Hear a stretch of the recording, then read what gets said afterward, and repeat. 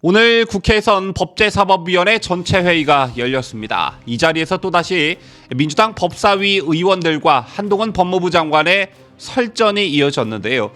전직 법무부 장관이었던 박범계까지 법사위에 투입하며 전열을 가다듬고 한 장관을 벼르던 민주당이 또다시 한 장관에게 수모를 겪는 일이 속출했습니다.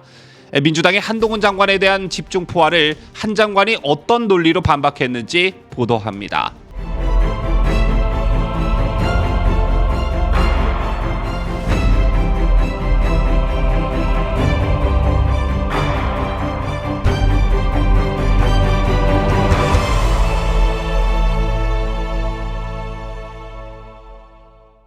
시청자 여러분 안녕하십니까? 뉴스데일리 베스트 민앵커입니다. 제게 대한민국 검사로서 한동훈 법무부 장관에게 칭찬일지 비판일지는 모르겠으나 한동훈 법무부 장관이 후보자 시절 그를 잘 아는 검찰 선배는 한동훈 장관에 대해 이렇게 말한 적이 있습니다. 한동훈 검사는 AI, 즉 인공지능처럼 수사한다 이렇게 말했습니다. 여러분 아시다시피 알파고는 바둑판 위의 모든 변화를 훑어가며 이기는 길을 찾습니다. 이런 맥락에서 한동훈 검사는 피자의 먼지를 탈탈탈 털어 감옥에 보내고 첫 혐의가 무죄가 나면 형량이 더 높은 별건으로 구속한다고 합니다. 또 한동훈에게 걸리면 혐의를 인정하고 짧게 감방에 가는 편이 낫다는 말까지 나오는데요. 한동훈 장관은 검사하면 떠오르는 폭탄주를 입에도 안 된다고 하죠. 대신 나쁜 놈 잡는 일로 스트레스를 푼다고 합니다. 또 이른바 사건에 대한 민원도 안 통한다고 하는데 주변인을 통해 선처를 부탁했다가는 본전도 못 찾는 일이 비일비재하다고 합니다.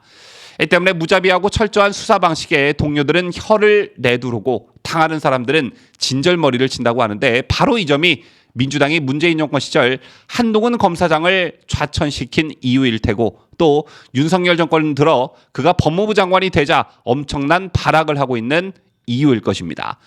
자, 심지어 한동훈 장관의 경우 수사 능력도 능력이지만 말끔한 외모와 언변으로 국민적 관심과 언론의 주목도가 굉장히 높기도 하지요. 때문에 민주당이 어설프게 한동훈을 공격했다가 수세에 몰리는 경우가 속출하고 있는데 오늘 국회 법제사법위원회 전체 회의에서도 똑같은 현상이 되풀이됐습니다. 민주당 의원들과 설전에서 뛰어난 논리력으로 다시 한번 한동훈의 진가가 발휘된 것인데 일단은 민주당 김의겸 의원과 설전에서 굉장한 발언이 나왔습니다.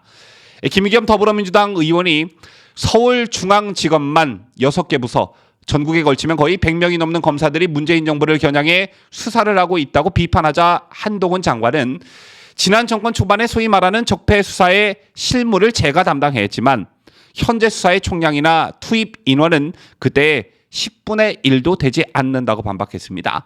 반박이 불가한 답변이라 할 수 있는데 여기에 더해 한 장관은 진행되고 있는 수사들은 과거처럼 청와대 캐비닛을 뒤지거나 그런 게 아니기 때문에 정상적인 수사를 하는 것이라며 정치적 수사라고 예단할 문제는 아니라는 점을 분명히 해야 한다 이렇게 덧붙였습니다. 이에 김 의원이 수사의 속도와 폭을 조절할 뜻이 있냐고 묻자 한 장관은 중대한 범죄를 수사하는 것은 검경의 기본 임무라며 정치적인 이유로 조정하는 것은 직무유기라고 일축했고요.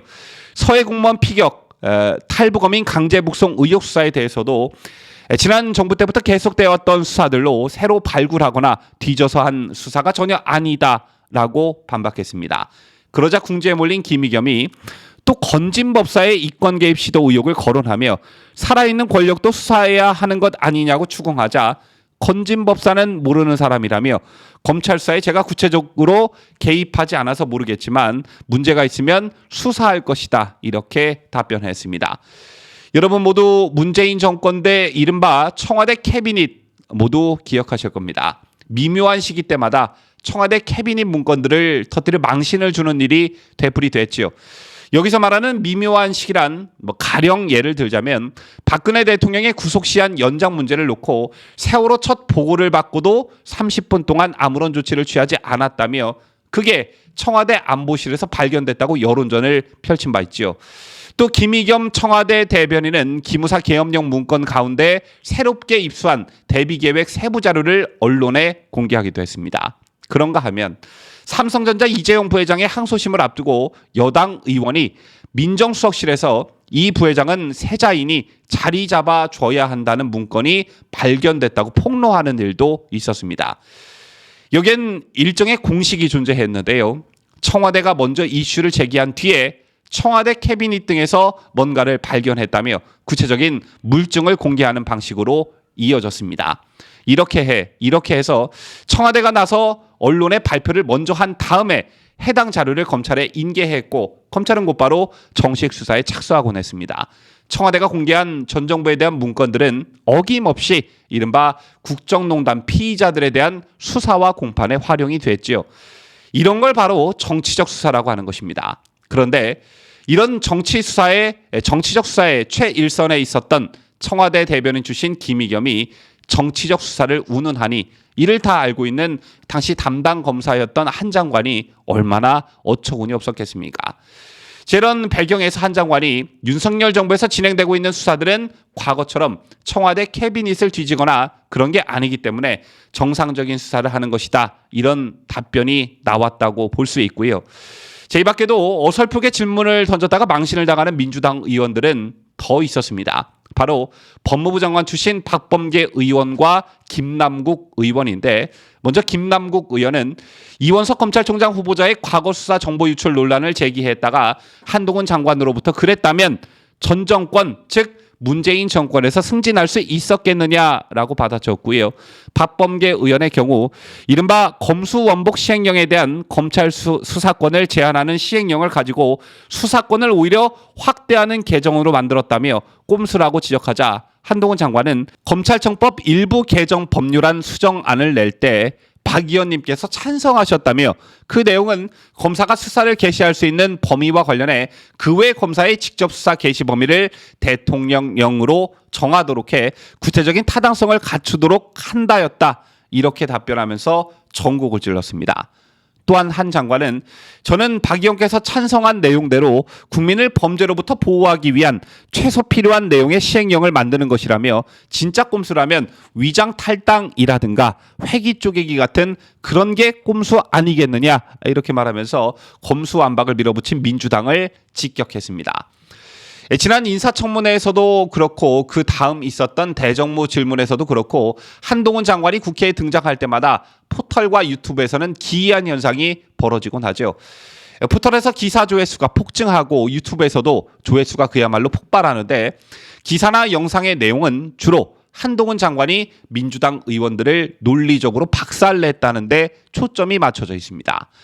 제 같은 현상을 두고 민주당의 한동훈에 대한 딜레마라는 말이 나오고 있는데 이 광경 전혀 낯설지가 않죠. 왜냐?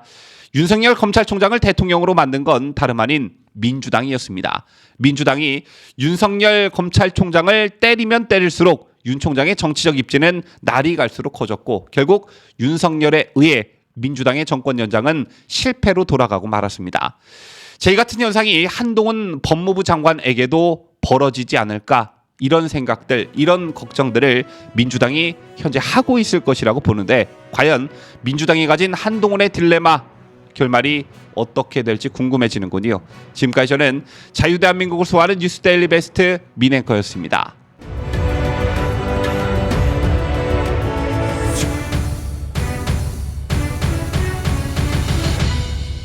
함께해요. 뉴스데일리 베스트.